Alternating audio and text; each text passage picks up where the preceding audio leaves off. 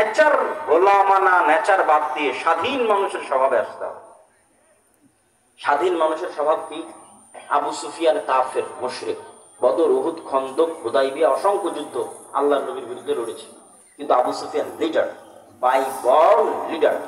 তো আবু সুফিয়ান কুরাইশ কাফের সর্দার, ওকে বাদশাহ হেরাক্লিয়াস জেরুজালেমের মাটিতে আর চিরশত্রু মুহাম্মদ সাল্লাল্লাহু আলাইহি ওয়াসাল্লাম সম্পর্কে জিজ্ঞেস করছে। তা আবু সুফিয়ান একটা কথা মুহাম্মদ সাল্লাল্লাহু আলাইহি ওয়াসাল্লাম সম্পর্কে মিথ্যা বলেনি। আর আপনার দেশের রাজনীতিবিদরা সকাল সন্ধ্যা মিথ্যা কথা বলে। তাহলে ওই যুগের 1400 বছর আগের কাফের মুশরিক চারিত্রিক দিক থেকে, নেতৃত্বের গুণের দিক থেকে এই যুগের মুনাফিক বানু ইসরাইল মুসলমানের চেয়ে ভালো। তাহলে মুনাফিক বানু ইসরাইল মুসলমান তো গোলামই থাকবে। আর আমাদেরকে গোলাম রাখার জন্য আমরা যে 1947 ব্রিটিশদের থেকে মুক্তি পেলাম, তারপরেও যেন গোলামের কালচার আমাদের মধ্যে থাকে, এই জন্য দুটো সিস্টেম চালু করা আছে আমাদের মধ্যে। একটা সিস্টেমের নাম গণতন্ত্র, আর একটা সিস্টেমের নাম সুদ। আর একটা সিস্টেমের নাম কি? সুদ। গণতন্ত্র কেন? গণতন্ত্র এমন এক জিনিস যেখানে মিথ্যা না বললে রাজনীতি হবে না। গণতন্ত্র মানেই চোর বাটপারকে ক্ষমতায় নিয়ে আসা। গত 16 বছর কিসের নামে দেশ শাসন হয়েছে? গণতন্ত্রের নামে। খুন, গুম, আয়নাঘর, লুটপাট, ডাকাতি সব গণতন্ত্রের নামে হয়েছে। আর ইসলামের নেতৃত্ব নির্বাচন ব্যবস্থা কি? পরামর্শের ভিত্তিতে নেতা নির্বাচন করে।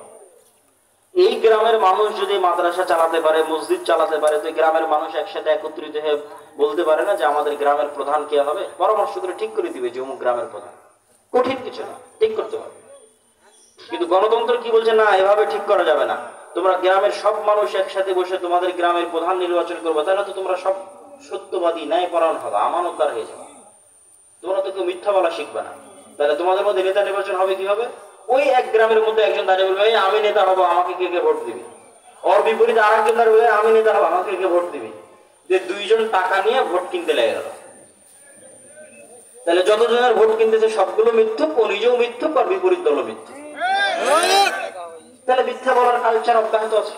যতদিন মিথ্যা বলার কালচার অব্যাহত আছে, ততদিন সে নেতা হওয়ার যোগ্য হচ্ছে না, সে গোলাম থাকার যোগ্য হিসেবে বিবেচিত হচ্ছে। তাহলে এই জন্য গণতন্ত্র যতদিন থাকবে এটা মুসলমানদের জন্য অভিশাপ। আর ইসলাম নেতৃত্ব ব্যবস্থা কি? পরামর্শের ভিত্তিতে নেতা। পরামর্শের ভিত্তিতে নেতা করলেই আপনি আপনার চেয়ে ভালো কাউকে ঠিক করবেন। মানে যখন 5ই আগস্টে সরকার বিদায় নিল, তখন ছাত্ররা যদি বলতো যখন গণতন্ত্রের ভিত্তিতে নেতা নির্বাচন হবে, তাহলে ছাত্ররা মারামারি লেগে যেত, এই আমি নেতা হবে আমাকে ভোট দেবো, আমি নেতা হবে আমাকে ভোট দেবে। ওদের মধ্যে মারামারি লেগে যেত। ওরা বলছে না, আমাদের চেয়ে একজন যোগ্য কাউকে দরকার যে দেশ চালাবে, চলো পরামর্শ করি কে যোগ্য। তখন মানুষ নিজের চেয়ে আরেকজন ভালো চিন্তা করে যে কে যোগ্য হতে পারে। তাহলে ইসলামের নেতৃত্ব নির্বাচনে যোগ্য ব্যক্তি আসে। এখন যোগ্য মানুষ দেশ চালাচ্ছে, তো এই যোগ্য মানুষকে সরাতে হবে, তার জন্য কি লাগবে? গণতন্ত্র। তাহলে গণতন্ত্র কত নিকৃষ্ট, কত জঘন্য, কত বাটপার। যোগ্য মানুষকে সরিয়ে চোর বাটপারকে বসাবে, তার নাম গণতন্ত্র। এই জন্য গণতন্ত্রকে ঠিকভাবে প্রতিষ্ঠা করতে পারেনি। কখনোই গণতন্ত্র সঠিকভাবে গণতন্ত্র প্রতিষ্ঠা করতে পারেনি। কেউ গণতন্ত্র মানে জনগণের শাসন। এখানে আসলে জনগণের শাসন হয় না। দল নির্ধারণ করে দেয় কাকে মনোনয়ন দিবে, তাও আবার নিবন্ধন প্রাপ্ত রাজনৈতিক দল নির্ধারণ করে দিবে অমুককে মনোনয়ন দিবে। তো মনোনয়নও তো বিক্রি হয়, যার টাকা বেশি আছে সে টাকা দিয়ে মনোনয়ন কিনে নিবে। তাহলে কিসের জনগণের নির্ধারণ হলো যে আমি অমুককে প্রার্থী নির্ধারণ করলাম? মিথ্যা কথা, না মিথ্যা কথা। আবার বাংলাদেশের 16 কোটি মানুষের 14 কোটি মানুষ, 80% মানুষের এত টাকা নাই যে নির্বাচনের যত পোস্টার ব্যানার রাস্তাঘাটে দেখতেছেন, পোস্টার ব্যানার, সমাবেশ, সভা, সম্মেলন, ইফতার পার্টি, কোটি কোটি টাকা ভোটকে কেন্দ্র করে খরচ হয়। আমার আপনার ক্ষমতা আছে এই টাকা বহন করার? কোনো ক্ষমতা নেই। তাহলে এই টাকা দিবে কে? এই দেশের শীর্ষস্থানীয় 100 দুর্নীতিবাজ ব্যবসায়ী। তাহলে ওই 100 দুর্নীতিবাজ ব্যবসায়ীর কাছে দল আগেই বিক্রি হয়ে গেছে। আপনার ভোটটা ওই দুর্নীতিবাজ ব্যবসায়ীর টাকাতেই কিনে নিবে। তাহলে এটা কিসের জনগণের শাসন প্রতিষ্ঠা?